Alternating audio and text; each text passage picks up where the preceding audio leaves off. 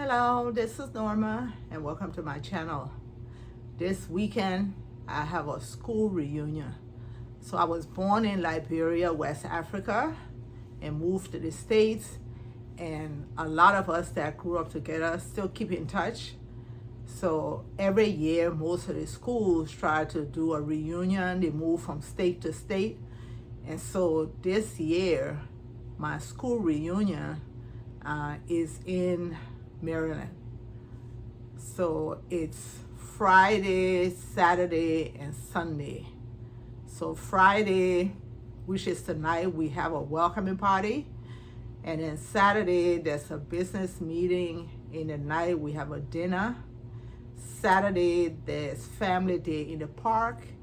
And then in the night, we have another party saying goodbye to everybody else that's leaving the area, or some people that we won't see again until the next party, or who knows, until we leave the earth. So I'm about to get ready, and I'm going to take you guys along. And if the video is short, I will put the entire weekend together in one video. If it's not, I will break some parts up. So see you in a few when I get ready to go to my welcoming party. So the party starts at 6 o'clock and it's 5:30. So I need to get on the road. I'm ready. This is a gown that I made when I was in Liberia. And this is what I'm going to be using for all my jewelry. I have the woman's head and different kinds of lockets. This earring, my ring, some bangles, and another bangle right here. So when I get to the party, I will be recording also. So this is where I'm parking. You can self-park Monday to Sunday, from 7 a.m. to 10 p.m.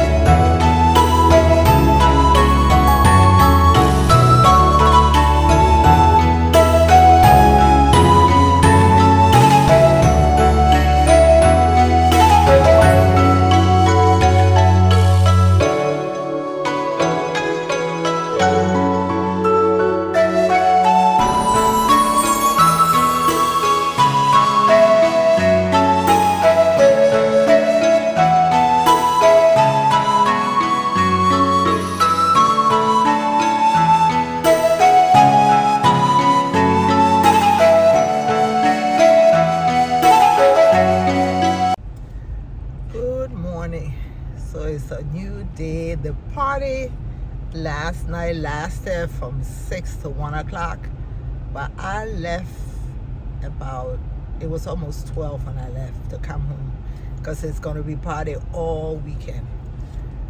So I came to Costco. I have to get some parts for my clothes, to wash my clothes, because it's getting low.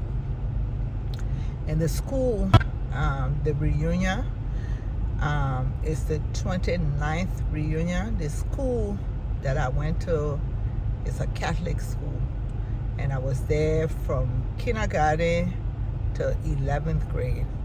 Then I came to the States for student exchange, and so I graduated in the States, now with my classmates back home. And that school, when it first started, when we were younger, it was much better. We had nuns, and we have some women that were non sisters or nuns or whatever they call them, that were also teaching there.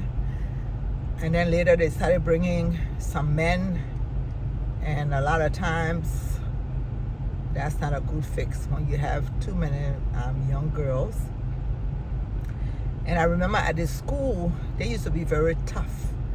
So they could whip students. I don't know what they do now, but when we were growing up, they were tough. They could whip students, but nobody would whip me. My mom and my dad never whipped me, and I wouldn't let nobody whip me. So what they used to do, they used to send me to the chapel to go and sit there for time out. And that's better for me. And nobody gonna be beating on me and getting away with it. So it was a good experience growing up. I remember when I came to the States, that one was crazy because I was not prepared. The only trip I had taken before was to go to Jamaica with my mom and my two sisters. But I had never been to the States, and I wanted to come to the exchange program. So my mom made it possible. But that experience was very crazy. So those days, because I grew up the dinosaurs age, it's not now. We didn't have computers, we had typewriter, and we used to have encyclopedias in a lot of homes. So when they picked the family for me to come to, they found somebody in Idaho. So my mom was reading up with me to tell me where I was going, and she said, oh, it's where potato country. So I came, and where they took me was a cultural shock for me. I started to cry. I was like, I do not want to be here. One little hick town. The people were very nice. It was an older couple. The woman had a telephone system in her house where she would unplug, like put things in the wall, take this one out. She would do it for doctor and dentist office, and that's what she would do in a day. And I was like, oh no, I don't want to stay here. They had my room all fixed up, my closet to hang my clothes. I was like, I am not taking nothing out of my suitcase. I am not staying here. And I cried and cried and cried. The woman couldn't figure out what was going on with me. I was like, I gotta get out of here. So then I went to the school. Nobody liked me. I was like, oh no. So when my mom called, she found out everything that was going on. So then she asked them if they could find somewhere else for me to go. So they found these people, just transitional until I found somewhere to go in Portland. And that family, just like the other people, they were very nice, but it was my cup of tea because it was, you know, people that I was used to. And so I had the best experience with them. And now they're long gone, and I pray that their soul rest in peace. But they were so good to me also. I remember they used to, on the weekend, they always used to have cookout, fish fry. The old man had retired, and the lady was driving a bus. She had retired, and then she was driving a bus. So he would go fishing, and then on the weekend they would do fish fry. So I didn't even like try to get close to classmates to be running the street here, there. No, on the weekend I was always with them. They had an adopted daughter and a nephew. The daughter was in the house and the nephew was like in the neighborhood. So let me tell you this that happened to me. So the place I went to school was not far enough for me to take the bus. So I had to walk. But I don't know, I was young then, so I don't know the neighborhood, if it was bad. I don't know what was going on. But the lady that I stayed with, she would not let me walk to go to school. She would drop me every morning, and after school, she would pick me up. Maybe it was a bad neighborhood, I don't know why, or maybe she just wanted to do it, I don't know. Well, somebody passed away and she traveled, and she told her nephew not to let me walk to school. He should come and pick me up and take me to school for the 2 days that she was gone. So that morning I get up, get dressed, he don't come, it's time to get late, so I decide I'm gonna walk to school. I don't know anything about, in Liberia, we used to hear about something called hard man.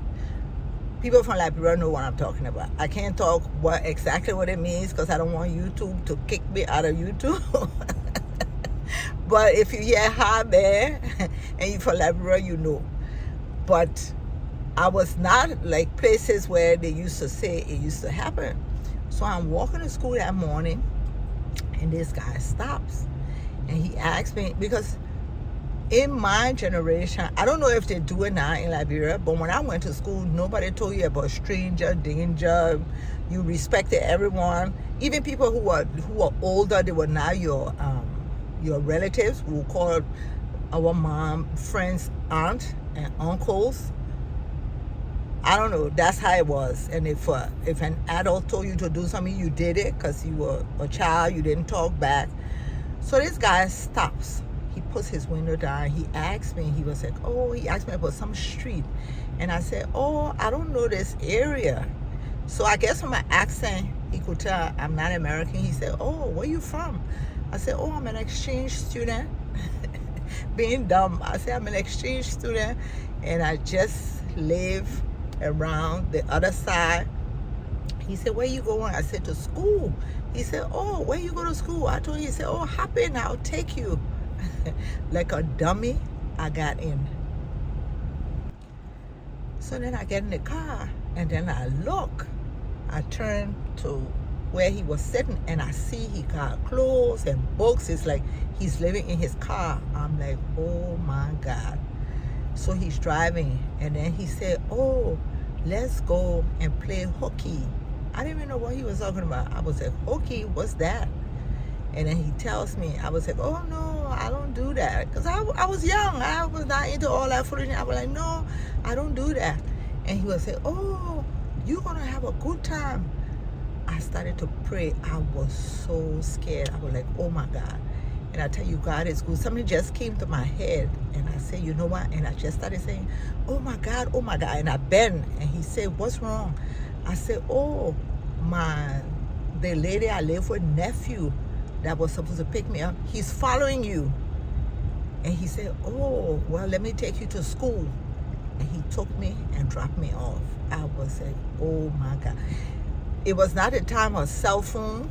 If that man had taken me and done anything, nobody would know.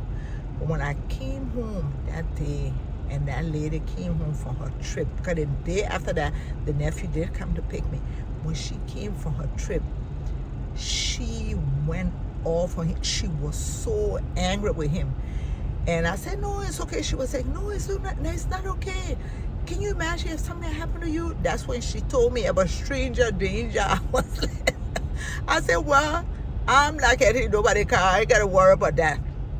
And I'm telling you, that has stayed with me till this day. I'm so much older. I think about it all the time. God is so good, because I cannot imagine what that man was going to do to me with me going and sitting in his car.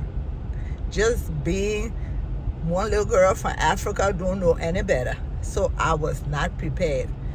but my experience for student exchange was wonderful. So it's just, you know, I didn't graduate with my classmates, but we are still cool. Tonight we have now we have the dinner tonight. And I said, I was thinking about wearing African, but no, I'm not gonna wear an African outfit. I'm gonna wear a different one. I don't know if they call it European. I don't know what kind of outfit that is. But when I get home, after I buy my pots, and I'm gonna top up on my gas, and I'm gonna go home and show you my outfit. And later on, I'm gonna get dressed and go to the party, and I'm gonna take you. These are the Tide Pods I'm gonna get. And they have it on sale today. They took $5 off. So that's good. Let me get one of them. Okay, I think I need some dryer sheets.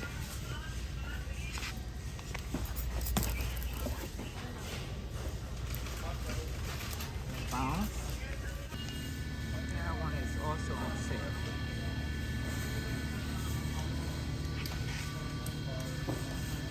My clothes gonna be smelling nice.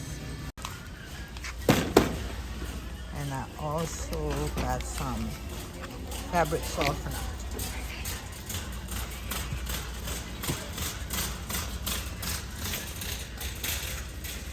So now I'm about to get out of here and go get myself some gas. I saw this. I've never had it. But it said it has a lot of vitamin, no alcohol. So I'm gonna buy that and try it.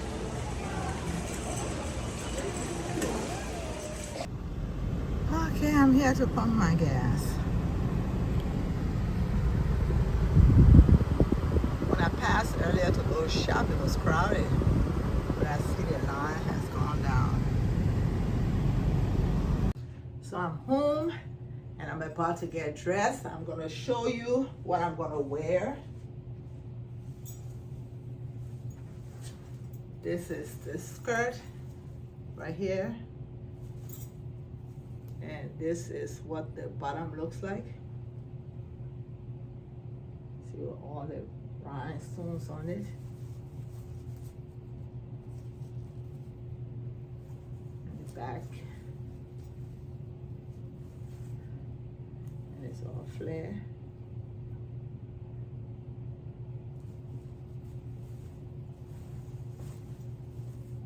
There's the skirt. And let me show you what the top looks like.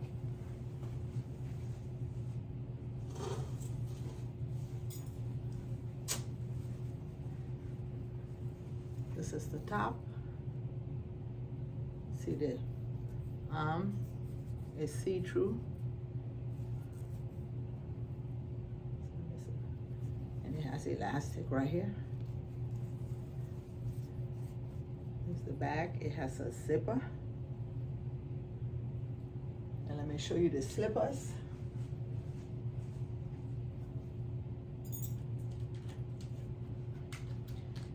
In my other video that I have ordered slippers and bags online, I was showing you, this is the slippers that I'm gonna be wearing.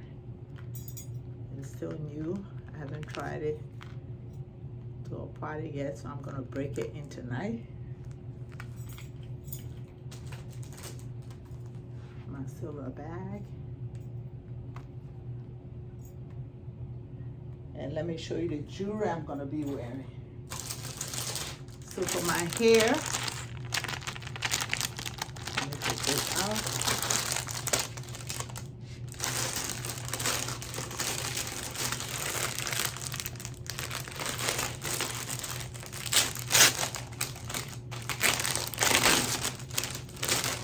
And I bought the silver and the gold. So this is what it looks like. And this is it. When I fix my hair tonight, I'm gonna put this on my head because I'm gonna be blinging tonight. Then I have this and this for my other hand.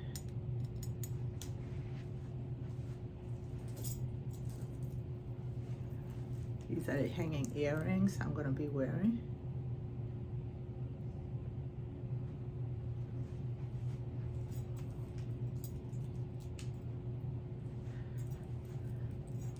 I'm gonna wear this on one hand,